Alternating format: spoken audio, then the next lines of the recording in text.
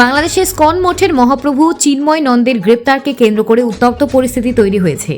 এই প্রভাব ছড়িয়ে পড়েছে ভারত বাংলাদেশ সম্পর্কেও। বাংলাদেশের সনাতনী ভক্তবৃন্দ মহাপ্রভুর নিঃশর্ত মুক্তির দাবিতে আন্দোলনে নেমেছেন। এদিকে পশ্চিমবঙ্গে প্রতিবাদের ঝড় উঠেছে। কলকাতায় বাংলাদেশের দূতাবাসের সামনে বিক্ষোভ দেখিয়েছে বিজেপি। বিরোধী দলনেতা শুভেন্দু অধিকারী হুঁশিয়ারি দিয়ে বলেছেন, যদি অবিলম্বে মহাপ্রভুকে মুক্তি না দেওয়া হয় তবে ভারত বাংলাদেশের স্থলবন্দরের ব্যবসা বাণিজ্য ও যাতায়াত বন্ধ করে দেওয়া হবে। এই হুঁশিয়ারির প্রভাব পড়েছে নদিয়া গেদে সীমান্তে, যেখানে প্রতিদিন হাজারো মানুষ পাসপোর্ট ভিসা নিয়ে যাতায়াত করতেন। সেখানে এখন মাত্র 10 থেকে 15 জন যাত্রী দেখা যাচ্ছে। বাংলাদেশ থেকে চিকিৎসার জন্য ভারতে আসা মানুষের সংখ্যা কমে গিয়েছে। অনেকেই পরিস্থিতির জন্য বাংলাদেশের রাজনৈতিক অস্থিরতাকে দায়ী করছেন। অন্যদিকে সীমান্তে মানি এক্সচেঞ্জ ব্যবস্থাও ধস নেমেছে। গেদে সীমান্তের মানি এক্সচেঞ্জ কর্মীরা বলছেন, তাদের আয়ের প্রধান উৎস বন্ধের মুখে। স্থানীয় বাসিন্দারাও দুদেশের সম্পর্ক পুনরুদ্ধারের আবেদন জানিয়েছেন। সীমান্তবাসীদের মতে বাংলাদেশের হিন্দুদের ওপর অত্যাচার বন্ধ এবং রাজনৈতিক স্থিতিশীলতা ফিরিয়ে আনা এখন সময়ের দাবি। দুই দেশের মধ্যে ঐক্য ও সুসম্পর্ক বজায় রাখাই সমস্যা সমাধানের একমাত্র উপায়। Bureau report, news prime Times. খুবই খারাপ অবস্থা। আপনার বাড়ি কোথায়? আমার বাড়ি কৃষ্ণনগর। আপনি বাংলাদেশ বেড়াতে গিয়েছিলেন? হ্যাঁ, কদিনের জন্য বেড়াতে গিয়েছিলেন? এই গত শনিবারে গেছি। হ্যাঁ, কি দেখলেন? দেখলাম আন্দোলন, মারামারি, হুটোপাটা, আগুন ধরে পুড়ি যাচ্ছে, এই করছে, সে করছে। আপনি কি চান? আমি তাই তো সুস্থ মানুষ সবাই বসবাস করি, হিন্দু মুসলমান মিলে, এটুকুই চাই। আর ওই জন্য কি তাড়াতাড়ি ফিরে এলেন আপনি হ্যাঁ, দেশে? ওই জন্যই ফিরে আসলাম। কদিনের জন্য যাওয়ার চেষ্টা করেছিলেন? আমি মনে করেছিলাম আরও 4-5 দিন থাকবো ওখানে। এই অবস্থা থেকে ফিরে এলেন? ওখানে কার বাড়ি আছে? ওখানে ওই বন্ধু ছোটোখাটো বিস্কুটের ব্যবসা আছে। আপনার নাম? খোকন কর্মক, বাড়ি? কৃষ্ণনগর। বাড়ি বাংলাদেশ? জি জি। কোথায় যাচ্ছেন এখন? আমি কলকাতাতে যাচ্ছি। কেন যাচ্ছেন? ট্রিটমেন্টের জন্য। ঠিক, বলছি বাংলাদেশ থেকে লোকজন কম আসছে, কারণটা কি? ভিসা পাওয়া যাচ্ছে না, ভিসা জটিলতা প্রচণ্ড। অসুবিধা হচ্ছে?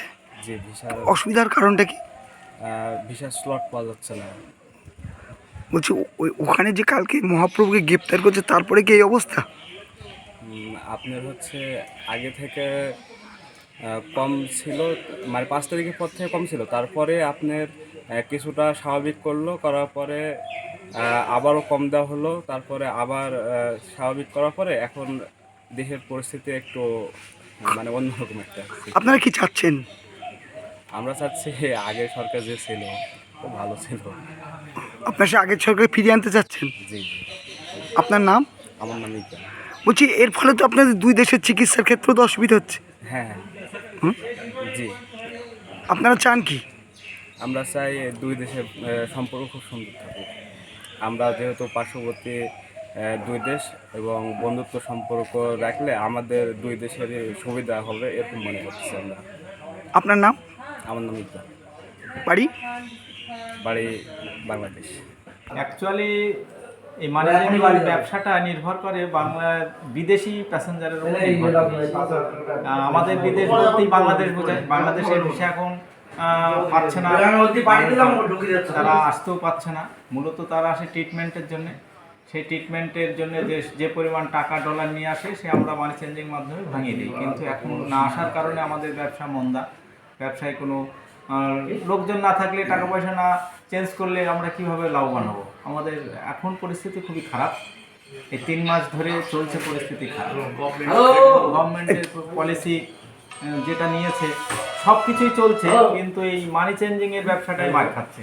তাছাড়া আমি তো দেখছি বলছি এই মহাপ্রভুকে গ্রেপ্তার করার পরে, চিন্ময় মহাপ্রভুকে গ্রেপ্তার করার পরে এর প্রভাব কি আরও বেশি পড়েছে? হ্যাঁ, গত 2-3 দিন আগে যে প্যাসেঞ্জার আসছিল, মহাপ্রভু গ্রেপ্তার হওয়ার পরে প্যাসেঞ্জারের সংখ্যা আরও কমে গেছে। আসতেই চাইছে না প্যাসেঞ্জার। সেই জন্য তো আরও চিন্তার ভাঁজ পড়েছে আমাদের কপালে। কারণ আমরা এর ওপরই নির্ভরশীল। আমাদের এখানে গেদেতে মোটামুটি 100 পরিবার মানি চেঞ্জিংয়ের সঙ্গে যুক্ত। আর হচ্ছে আনুষঙ্গিক যারা আছে 300 পরিবার এই ব্যবসার সঙ্গে যুক্ত আর কি, পরোক্ষ প্রত্যক্ষভাবে। আপনারা কি চান? আমরা চাই স্বাভাবিক শান্তি ফিরে আসুক, বাংলাদেশে স্থায়ী সরকার হোক এবং আমাদের বর্ডারে যে ভিসা সেটা পুনরায় চালু করলে সুবিধা হবে। আপনার নাম? আমার নাম গৌতম নাথ।